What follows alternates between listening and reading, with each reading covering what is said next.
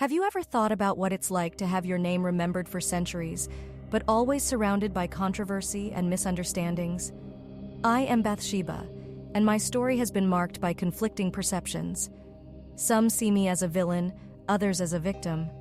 But the truth is, my life was far more complex than these labels suggest. Have you ever been in a situation where your actions were misunderstood? Where, despite your intentions, those around you couldn't see what was really happening? That was my reality. I was the mother of the wise King Solomon, the wife of the powerful King David, and my life intersected with one of the greatest scandals in biblical history. But what few understand is that through this episode, I had to learn hard lessons about guilt, forgiveness, and divine grace. Now, I ask you, what would you do if your choices were seen by everyone, but no one understood your true reasons? How would you react if a single mistake defined your entire existence? My story invites you to reflect on these dilemmas. Are we defined by the mistakes we make, or by how we rise after we fall? I remember perfectly the day I met Uriah. He was a brave soldier, loyal to his king and his country, but above all, he was a man of unwavering integrity. From the start, I knew he was the one with whom I would build my life. Our marriage was like a dream come true, a union marked by genuine love and mutual respect. Uriah loved me with a devotion that made me feel safe, protected. With him by my side, I felt that nothing could separate us, that the happiness we shared was eternal. But have you ever felt that unsettling sense that something might suddenly change, even when everything seems perfect? Life has a cruel way of reminding us of its impermanence. Our marriage, which was my fortress, began to show signs of fragility that I had never imagined. The tranquility and security we felt started to be threatened by external forces far beyond our control. Uriah went off to battle with the same courage as always, but deep down, I feared for his safety. And when he was away, fighting the king's wars, I worried constantly. It was hard not to think about the possibilities, the dangers he faced. But I always trusted in his strength, in his ability to return home, to me. After all, he was my hero, the man in whom I placed all my hopes. However, what I didn't know was that the real threat to our happiness wouldn't come from the battlefield, but from where I least expected. The tragedy that tore us apart wasn't caused by an enemy's sword, but by something far more insidious and painful: betrayal. The trust and love we had built over the years began to crumble, and the world I knew collapsed. Have you ever experienced a moment when you realized your life would never be the same? When the solid ground beneath your feet suddenly disappeared, leaving you at the mercy of chaos? That was the turning point for me. The happy marriage I had with Uriah, which seemed so solid and eternal, was destroyed by a series of events I could never have predicted or controlled. How do you cope with the loss of something so precious? How do you move forward when everything you love is ripped away from you? I was forced to find answers to these questions, to face the reality that sometimes fate places us in situations that challenge everything we believe in. My life with Uriah was a beautiful chapter, yet painfully brief, leaving deep scars on my soul. And it is with this pain that I moved on, carrying the memory of a love that was interrupted, but will never be forgotten. The story of Uriah and me is a powerful reminder of how unpredictable life can be, and how, even in the most difficult circumstances, we must find the strength to continue. That afternoon seemed like any other. The sun was high, and I sought a moment of tranquility, away from the heat and the hustle of the day. As I bathed, in the privacy I thought I had, I felt something strange, a sensation of being watched. It was then, as I lifted my gaze, that I saw King David watching me from a distance. At that moment, I was filled with a mix of surprise, shame, and fear. That gaze, which seemed to bridge the distance between us, would change my life forever. Have you ever felt like someone was watching your every move without your permission? As if, suddenly, you were exposed to something you didn't choose? That was the feeling that overtook me in that moment. But what I didn't know was that this gaze was only the beginning of a series of events that would completely escape my control. David was the king, powerful and admired by all. But at that moment, he wasn't the revered leader. He was just a man who, upon seeing me, stirred something within me that I wasn't prepared to face. I knew that gaze was dangerous, that it carried with it a promise of complications I couldn't ignore. But how do you resist the will of a king? How do you say no to someone who wields so much power? That moment of temptation was a turning point. I felt the weight of what was to come, the responsibility and guilt intertwining in my thoughts. Have you ever faced a choice you knew could change everything, but at the same time seemed inevitable? David's gaze was laden with intentions, and though I fought against what it awakened in me, I knew something profound and irrevocable was about to happen. In that moment, fear and guilt began to take root in my heart. I knew that my life and the lives of many others would never be the same again. And you, how would you react if you were in my place? How would you confront the temptation and fear of a power that seems inescapable? The betrayal began as a shadow, a subtle feeling that crept through the palace walls until it took on a concrete and inescapable form. David, with all his authority and charm, approached me, and what started as insistent glances soon turned into secret, furtive encounters. Every time I yielded, I felt as if I were betraying not only my husband, Uriah, but also myself, my honor, and everything I believed was right. It was as if a poison slowly spread through my soul, corroding my dignity. Have you ever been consumed by a decision you knew was wrong but couldn't pull away from? That was my daily torment.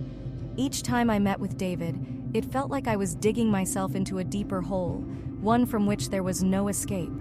He was the king, and with that title came a power that made me feel powerless, as if my will no longer mattered. I constantly wondered, how much choice did I really have? How much of the blame was truly mine? The pain of betraying Uriah, such a good man, was unbearable. He trusted me, and I loved him. But what I did with David turned that love into a source of deep anguish.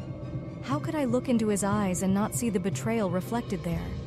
With each encounter with David, the guilt grew, and I knew I was heading toward an abyss with no return. Yet the pull of the king, combined with fear and a sense of inevitability, drew me closer to that abyss until the betrayal was irrevocably consummated. The betrayal wasn't just physical, but emotional and spiritual. Each time I succumbed, I felt a part of me die. The loyalty I owed to Uriah, the respect I had for myself, all of it disintegrated, leaving me empty and shattered. And the worst part was the secret I carried, knowing that no matter what happened, I would have to live with the consequences of what I had done. This betrayal was a burden I knew I could never undo. Have you ever faced a situation where guilt became your constant companion, a weight you couldn't leave behind? How would you move forward, knowing you had destroyed the trust of someone you loved? This was the torment that consumed me every day as I tried to find a way to cope with the unbearable guilt growing inside me. The consequences of my actions came swiftly and mercilessly. When I discovered I was pregnant, my world, already crumbling, finally collapsed. Fear took hold of me, and the guilt that once tormented me now transformed into panic. How could I face Uriah with this news? How could I explain that I was carrying another man's child, especially the king's? Have you ever been confronted with a situation where the truth was so devastating it seemed impossible to face? The news of my pregnancy was that moment for me. I knew that no matter what I did from that point on, the consequences would be terrible. Guilt and fear intertwined, creating a storm in my heart. I felt trapped in a snare from which there was no escape. David, upon learning of my situation, was also alarmed. He knew that if Uriah found out, it would be a catastrophe for all of us. So he devised a desperate plan to cover up our sin. He summoned Uriah back from the battlefield, hoping that he would return home and sleep with me so that he would believe the child was his. But Uriah, in his loyalty and honor, refused to go home while his comrades were still fighting in the war. He was a man of principles, and this refusal only deepened the weight of our betrayal. Have you ever tried desperately to find a solution to a problem, only to see all your attempts fail? That's how I felt as I watched David's plan fall apart. The despair grew within me, knowing there was no escaping the truth that would inevitably come to light. David, realizing that Uriah wouldn't be manipulated, made a terrible decision. He ordered that Uriah be placed on the front lines of the battle, where the fighting was fiercest, with the clear intention that he would be killed. And so it happened. When I received the news of Uriah's death, it felt as though my heart had been ripped from my chest. The guilt, which was already unbearable, now turned into something even darker. Not only had I betrayed my husband, but now, indirectly, I was responsible for his death. Have you ever faced a situation where the consequences of your actions became greater than you could have ever imagined? Where guilt and regret consumed you, leaving you unsure of how to move forward? That was my reality. The consequences of my sin didn't stop at shame and fear. They led to the destruction of lives, the loss of someone I loved, and the birth of a guilt that would accompany me forever. When I gave birth to David's child, the mix of emotions was overwhelming. On one hand, there was the maternal instinct, the deep and unconditional love I felt as I held that small life in my arms. But on the other, there was the crushing weight of guilt and sin that had accompanied him since the moment of his conception. This child, who should have been a blessing, was born under the shadow of our wrongdoing. Have you ever carried a burden so heavy that even the most precious things seemed tainted by it? Every time I looked at my son, I was reminded of the circumstances that brought him into the world. He was innocent, but his existence was steeped in pain and regret. The love I felt for him was deep, but the pain I carried was equally intense. But the tragedy didn't end there. Shortly after his birth, my son fell gravely ill. Despair consumed me. I begged God to spare him, to not punish my child for my sins. But despite all my pleas, he didn't survive. When he finally passed away, a part of me died with him. Have you ever experienced a loss so great that it seemed impossible to go on? The death of my son was the confirmation of what I feared most, that my sins had consequences beyond what I could bear. The pain of losing a child is indescribable, and for me, that pain was magnified by the guilt of knowing that he should never have borne the weight of my actions. The grief was overwhelming. I felt empty, helpless, and the guilt that was already immense became unbearable. The death of my son was the culmination of all the suffering that David and I had caused. It was a moment of utter despair, where I questioned how I could continue living after everything that had happened.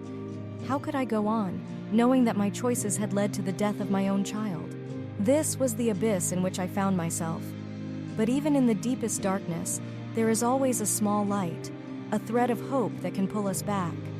And it was this hope that eventually led me to find a new purpose, but not without first enduring this period of intense pain and regret. After the devastating pain of losing my first child, life presented me with a new chance, a fresh start. When I gave birth to my second son, Solomon, something changed within me. He was born in a time of deep sorrow, but he also brought with him a sense of hope, an opportunity for the redemption I so desperately needed. Have you ever found yourself in a situation where everything seemed lost, but suddenly a new possibility emerges, offering a chance to start over? For me, Solomon was that possibility. He represented not just a new life, but also a second chance for me, an opportunity to correct the course of my story. David and I knew that Solomon was special from the moment he was born. There was something about him, a wisdom and a calmness that couldn't be explained by heredity alone. It was as if God had placed a greater purpose in him, something that transcended our past mistakes. And it was through him that I began to see a path to redemption, a way to rewrite the narrative of my life. With Solomon, my relationship with David also began to change. There was less guilt, less pain, and more focus on the future, on raising a king whom we believed would bring glory and wisdom to our people. Solomon was the symbol of a new beginning, not just for me, but for all of us. He was the confirmation that even in the worst circumstances, divine grace can manifest in unexpected ways. Have you ever felt that a new opportunity, a fresh start, was what you needed to overcome the past? Solomon represented that for me. He brought light to a life that had been engulfed in darkness. Through him, I could feel that despite my sins, there was still room for redemption, still a path to grace. As the years passed, it became clear that Solomon was destined for greatness. But as his mother, I knew that his ascent to the throne would not be simple or guaranteed. David's court was filled with intrigue, and many eyes coveted power. It was my duty to protect Solomon, to ensure that he took the place that God had reserved for him. My determination to see my son on the throne became my life's mission. Have you ever faced a situation where you had to fight with all your strength to secure the future of someone you love? For me, this struggle meant not only supporting Solomon, but also confronting powerful enemies and overcoming obstacles that could easily have destroyed our hopes. Amidst the intrigues of the court, I knew that any misstep could be fatal to our plans. David, now aged, no longer had the same control over the kingdom, and his other sons were ready to claim the throne. It was a dangerous game, where politics and power intertwined in a deadly dance, but I couldn't allow anything to stand in the way of Solomon's future. I had seen up close the consequences of sin and human weakness, and I knew that Solomon had the potential to be a different kind of king, a just and wise leader. When the decisive moment arrived, I went to David and reminded him of the promise he had made, that Solomon would be his successor. It was a moment of great tension, as I knew that one wrong word could change everything. But my faith in David's sense of justice and in God's goodness gave me the courage I needed to speak. And with David's blessing, Solomon was anointed king, securing his place on the throne and fulfilling the destiny I always knew was his. Have you ever felt the satisfaction of seeing your efforts finally rewarded? Of seeing those you love achieve the success they so richly deserve? When I saw Solomon crowned, I knew that all the struggles, all the pain and sacrifices had been worth it. Solomon became not only the king of Israel, but also the living proof that redemption is possible, even in the most difficult situations. Watching Solomon sit on the throne, ruling with wisdom and justice, was an experience that brought a mix of pride and reflection. As the king's mother, my life changed irrevocably. I had gone from a figure burdened with guilt and regret to someone who now had a new role, to guide and support one of the most important kings in Israel's history. Have you ever experienced the feeling of a second chance, of seeing your past mistakes redeemed in ways you never imagined? With each decision Solomon made, I saw a part of myself reflected in his reign.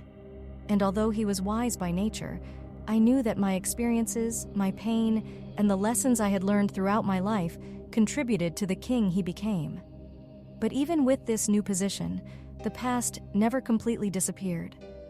There were moments when, observing Solomon, I remembered the twisted paths that led me to that point. The memory of Uriah, the guilt of betrayal, the loss of my first child. These were all still present, but in a softer, less painful way. It was as if God's grace had transformed these wounds into scars that, though visible, no longer caused me suffering. My life as the king's mother was, in many ways, a continuation of my quest for redemption. I knew that although I couldn't change the past, I could influence the future through Solomon. And seeing him grow, make wise decisions, and lead with justice, I felt that I had finally found the peace I had long sought. Have you ever felt that despite all your mistakes, life still offers you the chance to make a difference? That, in the end, you can find redemption through the generations that come after you? My story with Solomon is a testament to this truth. While I will never forget the mistakes I made, I know that my role in Solomon's life helped shape a reign that brought peace and prosperity to our people. Now, as the years have passed and I look back, I see that despite everything, I have been blessed. And it is this blessing that has allowed me to find forgiveness, both from God and from myself, and finally live in peace. In the next video, discover the story of my son, King Solomon. He was known for his wisdom and justice and became one of the most respected leaders in Israel's history.